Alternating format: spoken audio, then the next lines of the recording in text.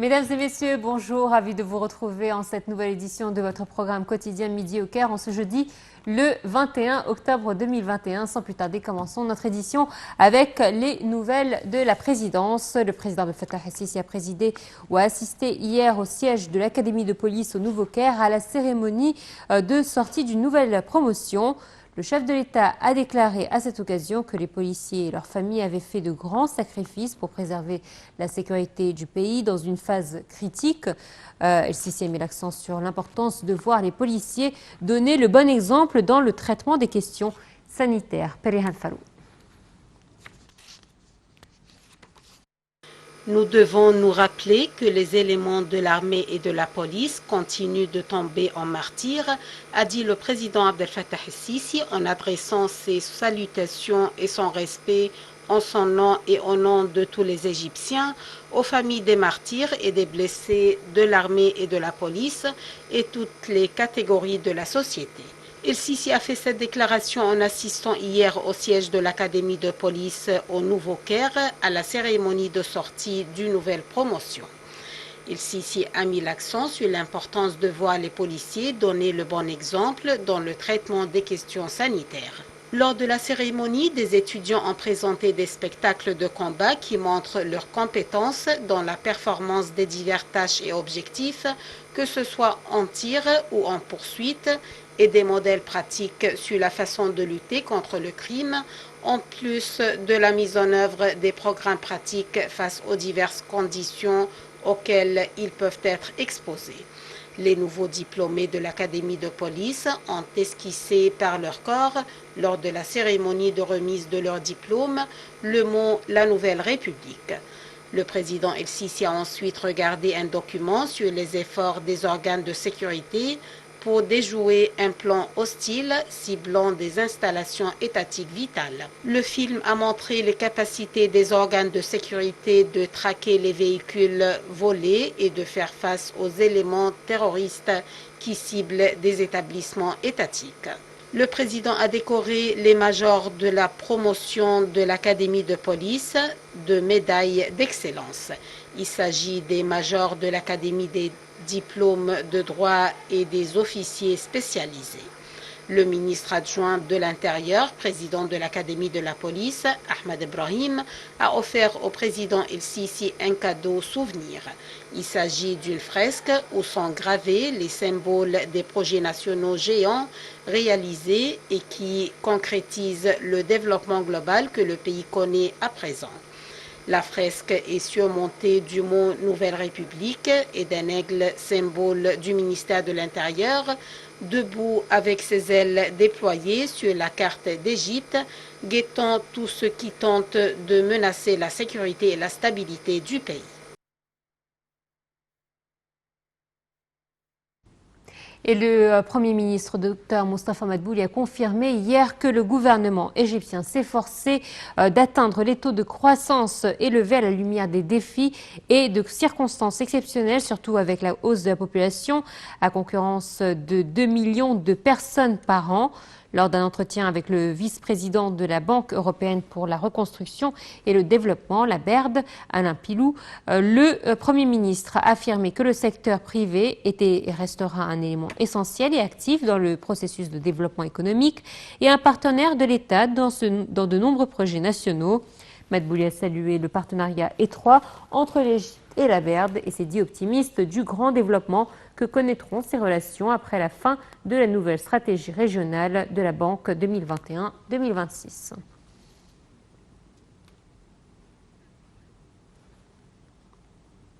L'exercice militaire conjoint égypto-russe Friendship Defenders 5 a démarré hier avec la participation des parachutistes égyptiens et des troupes aéroportées russes. Cet exercice durera jusqu'au 29 octobre dans la zone d'entraînement spéciale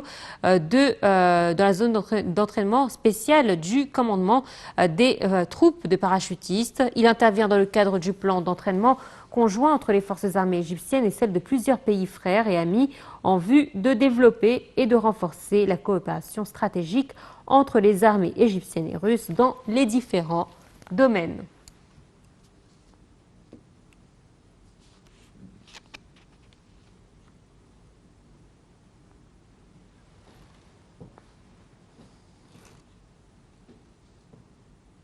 Le premier centre global de collecte de plasma en Afrique et au Proche-Orient a été inauguré hier dans la cité du 6 octobre. Ce centre qui vise à réaliser l'autosuffisance en composantes du plasma a été construit en coopération entre l'appareil des services patriotiques des forces armées et l'entreprise espagnole Grifols, pionnière dans ce domaine.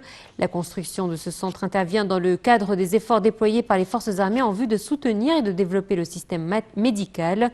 La ministre de la Santé, Dr Hala Zaïd, le ministre de l'Éducation supérieure, Dr Khaled Abdelghaffar, et le conseiller du président de la République chargé des affaires sanitaires et préventives et directeur général de l'appareil des services patriotiques des forces armées ont assisté à l'inauguration du centre de collecte de plasma.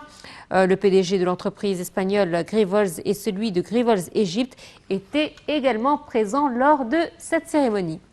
Et on enchaîne avec, justement, étant donné qu'on parle de santé, avec le ministère de la Santé qui a annoncé hier que 870 personnes rétablies du coronavirus avaient quitté les hôpitaux donc de confinement après avoir reçu les soins médicaux nécessaires, augmentant ainsi le nombre des cas guéris à 270 973. L'adjoint de la ministre de la Santé, Dr Khaled Megahed, a déclaré que 877 nouveaux cas de coronavirus avaient été détectés, ce qui porte le nombre total des personnes contaminées jusqu'à présent à 321 084. Le ministère de la Santé a annoncé aussi avoir répertorié 47 nouveaux décès, ce qui augmente le nombre total des victimes de la Covid-19 à 18 105 cas.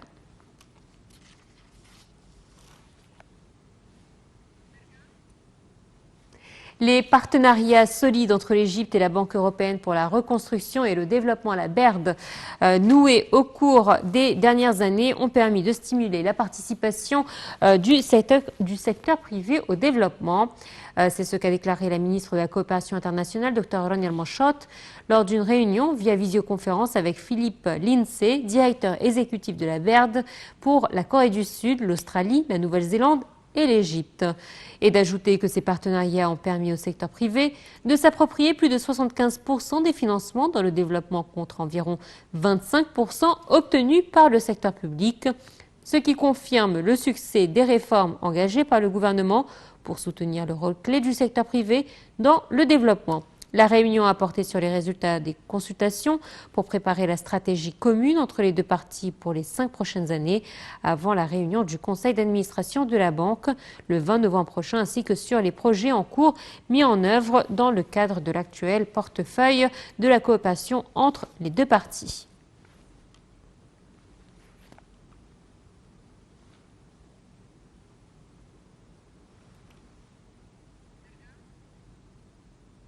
Le ministre des Communications et de la Technologie de l'Information, les TIC, Amr Talat, a assisté lors de sa participation aux activités de Dubaï Expo 2020, lors de sa participation donc à la signature d'un accord entre la société égyptienne pour l'Internet et l'infrastructure numérique, Nile Online, et l'Agence de développement de l'industrie des technologies de l'information, ITIDA. Au terme de l'accord, Nile Online étendra la portée des activités de son centre en Égypte en fournissant divers services de centres d'appel et d'externalisation, y compris les services d'assistance technique, les services de vente, le recouvrement de créances et autres aux clients de l'entreprise dans le monde entier. L'accord prévoit une coopération entre les deux parties en matière de formation et de recrutement d'un minimum de 2100 nouveaux employés égyptiens sur la durée de 3 ans de l'accord.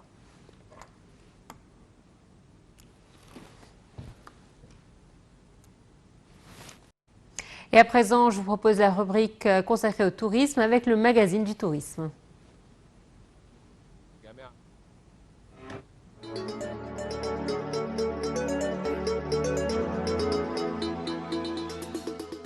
Le Premier ministre, Dr Mustafa Madbouli, accompagné du ministre du Tourisme et des Antiquités, Dr Khaled El-Anani, a commencé une visite dans le gouvernorat de Luxor pour inspecter un nombre de projets en cours dans les domaines du tourisme, des services et du développement. Dr Madbouli a souligné que l'État, avec toutes ses agences, fournit toutes les capacités nécessaires pour organiser une grande fête pour promouvoir le gouvernorat de Luxor sous le titre Luxor dans sa nouvelle robe, en marge de l'achèvement lancement du projet de modernisation de la route des grandes possessions connue sous le nom de l'allée des Béliers.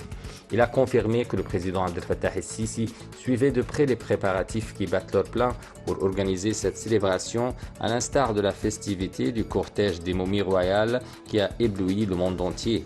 Le Premier ministre a ajouté que les grands projets que l'État mettait actuellement en œuvre dans un certain nombre de zones archéologiques à Luxor, incluant la restauration des temples et la restauration de monuments pharaoniques, feront de cette ville un musée ouvert qui attire l'attention des touristes du monde entier. Le Premier ministre a commencé la visite en inspectant les fouilles entamées par le ministère du Tourisme sous le palais de Taoufik Pacha Andraus, adjacent au temple de Luxor qui a été démoli. Le secrétaire général du Conseil suprême des Antiquités l'a informé des derniers résultats des fouilles qui ont eu lieu sur ce site, notamment des pièces de monnaie romaines de bronze, des vestiges d'un mur de l'époque romaine visible au sol, un côté d'un ancien magasin et un nombre d'autres icônes archéologiques. Madbouli et la délégation qui l'accompagne ont également inspecté les fouilles qui ont eu lieu sous une partie du bâtiment de l'église de la Vierge Marie.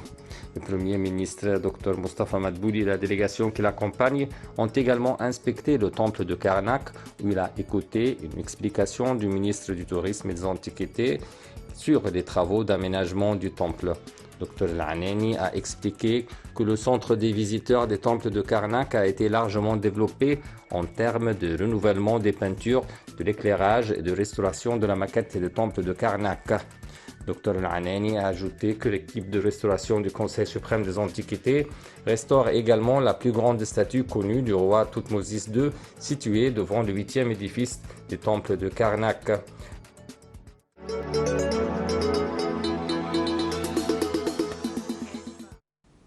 Voilà, c'est ainsi donc que prend fin cette édition de Midi au Caire. Très bonne suite de programmes sur Night International. Au revoir.